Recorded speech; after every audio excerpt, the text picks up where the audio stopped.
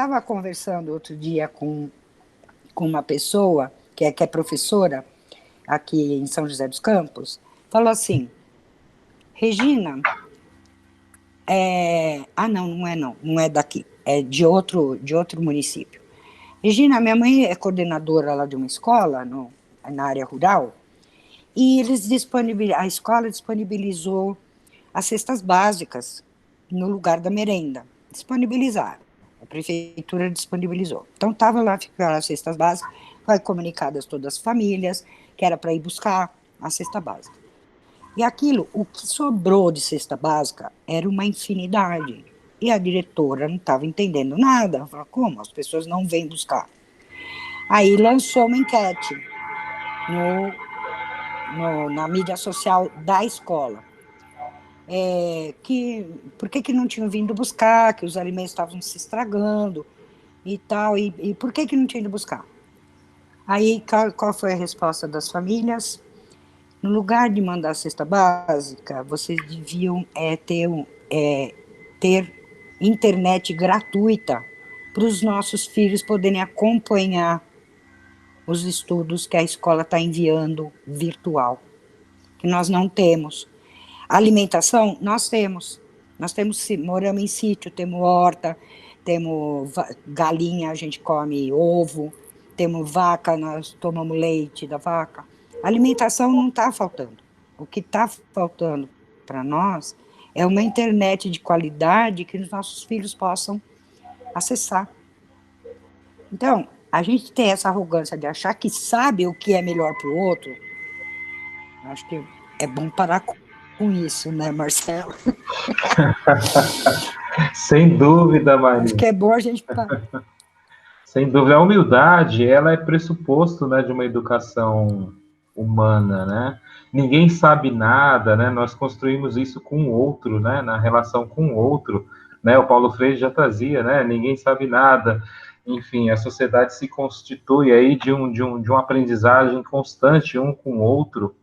E essa sua fala é importantíssima, né? Trazendo o Humberto Mariotti, que é um autor que muitas vezes, na própria educação, a gente acaba não dialogando com esses autores. Né? E quando você fala da questão da arrogância, ela é essencial, porque a gente tem que se ver, né, nesse processo. O exemplo da professora que chega na sala de aula e coloca e não abre a escuta, ela não possibilita ali um trabalho, né, um andamento. E aí isso pode gerar outros conflitos, como tantos conflitos acontecem aqui no contexto escolar. A gente tem inúmeros exemplos aí, e aí uma situação até mais complicada, de professores que estão aí em estresse absoluto, pedindo licença médica, né, adoecendo dentro de um contexto, né, que falta aí realmente a base do diálogo. Eu queria que você falasse um pouquinho mais aí dessa sua trajetória, o quão foi complicado também pensar, eu tenho uma proposta aqui, eu defendo essa proposta, mas a secretaria tem uma proposta também. E como é que se dá o diálogo aí? Né? Eu acho que nesse processo, você vem falando da desformação, que é uma outra proposta que você traz também, né, daquilo que a gente construiu, né, do ponto de vista acadêmico, mas que nós precisamos nos desformar para entender o processo educacional, né? Como que é isso, né, nesse universo? Como é que você enfrentou essas barreiras, né, dentro aí da Secretaria de Educação, dentro da escola que você trabalhou? Enfim, é isso. Teve uma época, Marcelo, que eu fui coordenadora da escola do bairro onde eu morava, que era Boiçucanga. E esse diálogo não foi possível com a Secretaria da Educação. Então, o que eu fazia?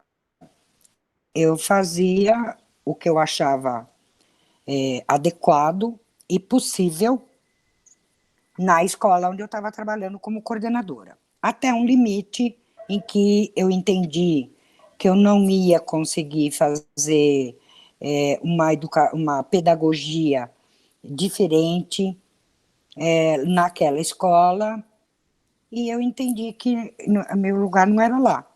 Então, aí, o que eu fiz? Eu deixei a coordenação dessa escola e voltei à minha posição de professora, que eu fui efetiva do município de São Sebastião, e a escola que eu era efetivada era Camburi, que é uma praia vizinha de Boiçucanga. Então, voltei para a sala de aula e eu já tinha, acho que uns 65 anos de idade nessa altura do campeonato.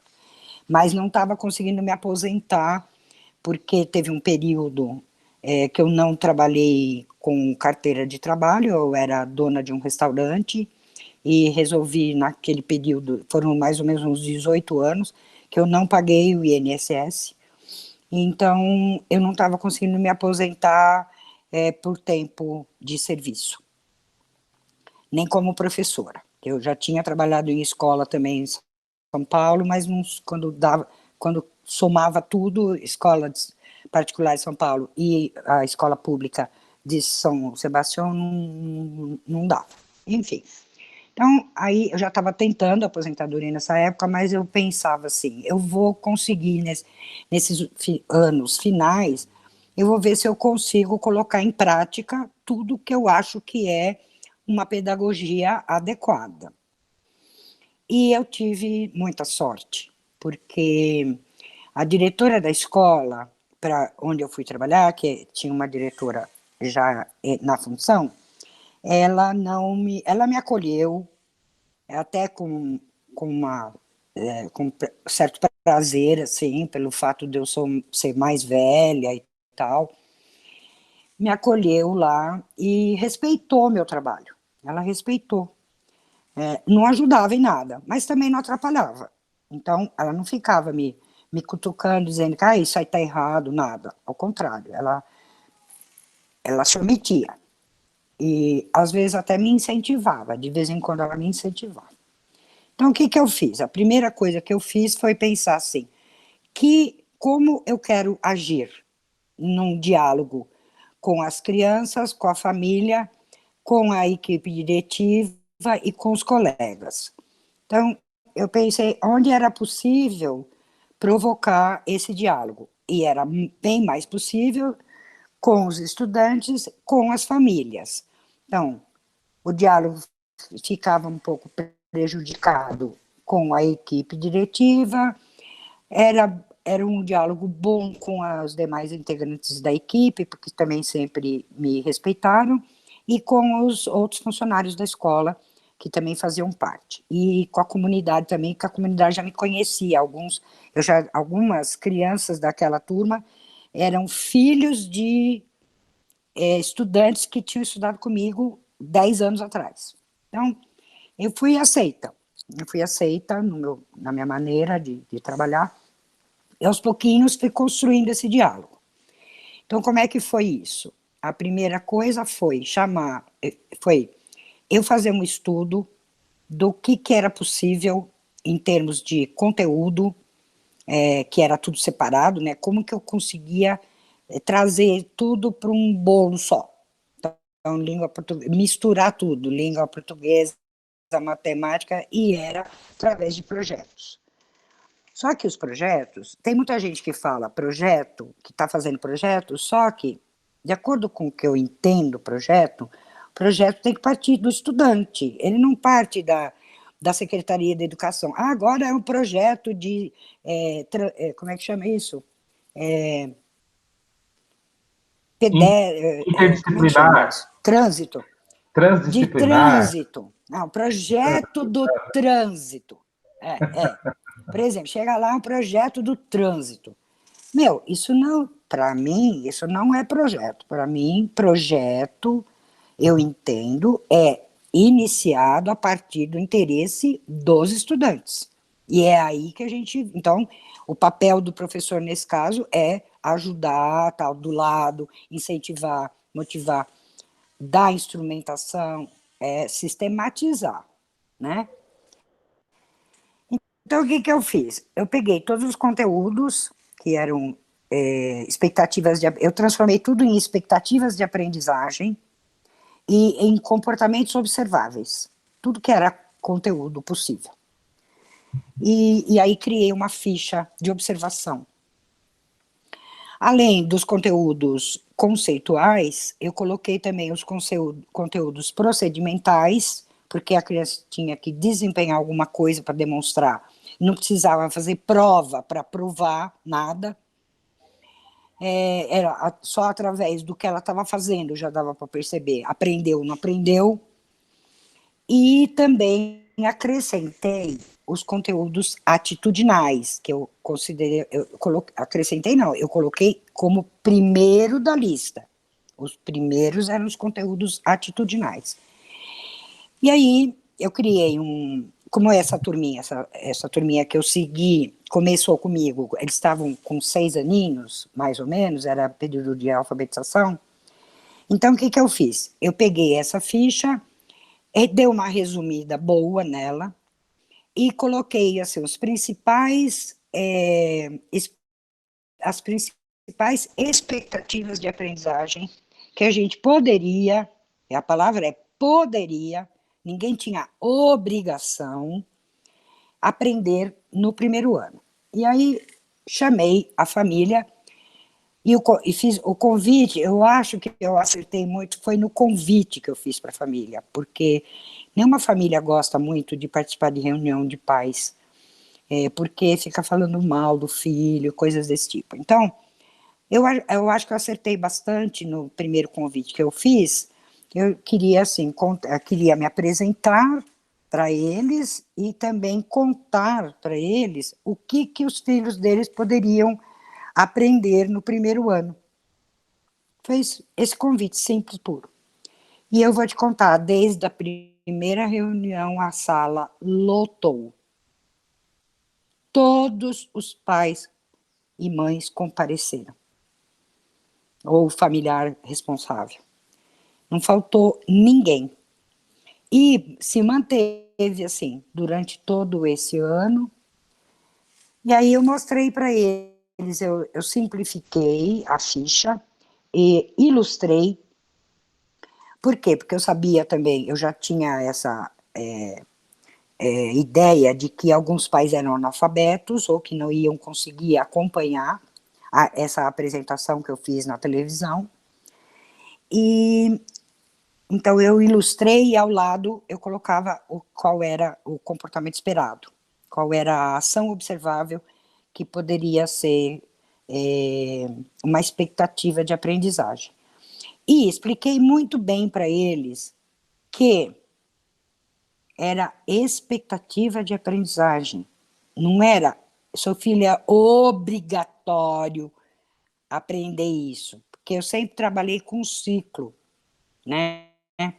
Eu sou do tempo dos Recenei e dos PCNs, que trouxeram essa ideia de ciclo. E eu sempre aprovei essa ideia e sempre segui. Não gostava dessa ideia de série, né? Então, o diálogo com a família e com as crianças também, começou daí. A gente conversando a respeito do que podemos aprender neste ano letivo. E aí os pais começaram a dar respostas, porque na próxima reunião eles só viam, a gente só conversava sobre o que as crianças já sabiam, até onde elas tinham conseguido chegar, cada um tinha seu portfólio, com a sua página do Eu Quero Aprender. Então, era um diálogo, mesmo na reunião de pais, era um diálogo eu com a mãe, eu com a criança estava ali do lado, mostrando para a mãe, mãe, eu já fiz até aqui, olha só o que eu já consegui. Então, era um diálogo possível. Tem muitos pais também que têm um rótulo na cabeça que a criança é burra, que a criança... professoras anteriores já tinham colocado, seu filho é um safado, o seu filho é um preguiçoso, o seu filho é burro, sei lá o quê. E aí, muitos desses pais me procuravam e falavam assim, mas o fulaninho já sabe mais do... Fulaninho, o coleguinha, né? Já sabe mais do que o meu filho. Assim, olha, cada um vai até onde consegue ir. Se o seu filho não conseguiu chegar igual ao do Zezinho, porque o Zezinho é o Zezinho, e o seu filho é o seu filho, ou sua filha. Então, um dia ele vai chegar lá, igual ao Zezinho. Mas o que a gente precisa observar agora é o que ele já sabe e não o que falta. Esse negócio do que falta é muito complicado. E aí os pais, nesse diálogo, que essa parte do diálogo com a família eu fazia individual, porque eu não vou dizer nunca, mas no geral eu evitava falar sobre o que não sabia. Eu evitava o máximo. Então, sempre mostrar no portfólio até onde o seu filho já conseguiu. Está aqui. E era individual. Eu ia de mesa em mesa conversando. Se surgia algum assunto desse, o que ainda falta, aí eu chamava a família para uma conversa no horário da educação física. Porque lá em São Sebastião eles pagavam para a gente como HTPI, que era o horário de trabalho pedagógico individual. E o horário da educação física eram essas 2 horas da semana que a gente tinha. Então, eu chamava o pai para um diálogo ali, nós dois. Ou nós três, às vezes vinha o pai e a mãe. Então, chamava para esse diálogo no privado. E não em reunião, porque em reunião, com muita gente, eu tinha 23 alunos, e os alunos ainda ficavam dentro da sala, na reunião de pais, então juntava mais de 40 pessoas dentro de uma sala. Então, isso aí fica mais difícil o diálogo, né? E eu sempre penso que dialogar com tanta gente, e é uma das coisas que que eu estou adaptando para a desformação, é o diálogo no virtual. Então, você participou, você deve ter percebido que, assim, poucas pessoas para que haja oportunidade de todos falarem. Porque numa reunião com muita gente, não dá oportunidade para cada um falar o que pensa. Então, o diálogo já acabou ali, né? Na raiz. Então, fazer diálogo em reunião quando tem 40 pessoas, sinto muito, não é possível. Então, é impraticável. E assim também, eu tenho observado no diálogo, nessa conversa, né, que a gente tem em grupo de WhatsApp, ou mesmo vocês, professores, estão enfrentando essa situação de estar no virtual com seus estudantes. É uma situação inédita para vocês, que a gente sempre esteve no presencial e no virtual está bem mais complicado, né? Por quê? Porque se torna mais difícil esse diálogo. A gente ouvir o estudante é muito mais complicado no virtual do que no presencial. No presencial é facinho. A gente faz uma roda, né? Senta em roda, todo mundo no mesmo nível, e aí cada um fala, e dá tempo para todo mundo falar. E você vai anotando os interesses tal, e depois você junta tudo em grupos por interesse. E no virtual fica um pouco mais complicado. Então, eu tenho observado nesses grupos de WhatsApp, até no Facebook e tal. Quando vira um grupo gigante, eu estou participando de um agora que tem 68 pessoas, e eu estou praticamente desistindo, porque primeiro que eu não tenho tempo de escutar todo mundo, eu não sou a mediadora desse grupo. Mas, se eu fosse mediadora desse grupo, eu já teria subdividido em temas por interesse. Porque um fala do saneamento básico, o outro fala que é abuso do feminismo, o outro fala da natureza, o outro fala... Cada um posta um negócio diferente. Gente, isso não é possível fazer um diálogo desse. Não existe, aliás, Não há diálogo. Isso não é diálogo. Não há diálogo, né, Teresa? Não há diálogo. Pensar nessa questão dos grupos de WhatsApp, a tecnologia, ela ela é meio, né? Ela não é fim. A gente está convivendo isso claramente agora, e que bom que também a sociedade descobriu que precisamos do professor também ali mediando esse conhecimento, né? que nem sempre a tecnologia ela dá conta, né? Eu vejo as famílias mesmo, a dificuldade que as famílias têm da criança ficar de frente a uma tela 2, 3, 4 horas. Isso é humanamente impossível para nós adultos. Imagina para uma criança as dificuldades imensas. E vejo pais também reclamando: olha, eu não consigo dar conta disso, até para mediar esse conhecimento, dialogar com meu filho, né? O pai está ali no home office, a criança está aqui. Isso eu estou falando de uma família que tem aí seu aspecto social estruturado. Agora, vamos pegar aquela família que nem acesso, né, à internet, como você citou aí em São José, enfim, em outras localidades, e aqui mesmo, né, na região, a gente está enfrentando isso. É muito enriquecedora a sua fala desse processo metodológico de como você organizou esse diálogo com as famílias. Que eu acho que é importante você trazer esse conhecimento, é importante porque você foi construindo, né, em cima daquela prática, em cima daquele relacionamento, o que hoje a gente precisa estar retomando, né, na sala de aula, com os professores, porque a gente vive aquela enxurrada de informação. Eu tenho um plano nacional de educação, eu tenho agora o currículo da cidade, e aí dá-se ênfase muito a isso e esquece do ponto de vista prático, né, a relação com o nosso aluno ali.